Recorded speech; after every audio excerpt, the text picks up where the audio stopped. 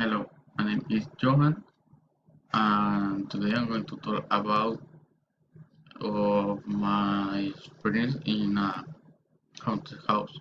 Okay. The last Saturday, my sister was asking if I could take her to the haunted house near our house. I didn't want to go, but to stop insisting, I said yes. We got to the house, and it looked like she was going to fall apart right there, but she still wanted to get in. When we entered the house, I felt as if many people were looking at me and a strong noise. We were heard. I immediately wanted to run away, but I did not want to leave her alone there.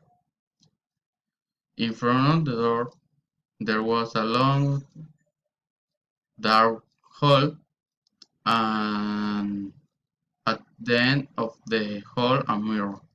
A mirror that looked like something out of a horror movie, all full of cobwebs, and, and was also broken.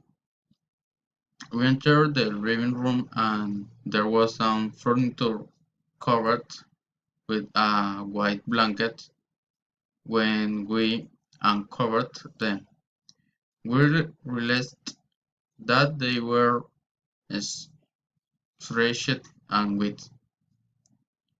Next to the furniture was an old undamaged closet, and when we opened it, some bats came out. Inside the closet, there was a glass container with a strange yellow liquid. Huge black butts, a yellow bat, old stained raincoat, and notebook with torn leaf. We went to the second floor, and there were four rooms, but two of them were closed. One of them had a large old bed, and next to it was a small table with a jug of water full of rum. Above the above the bed was a chandelier was about to fall.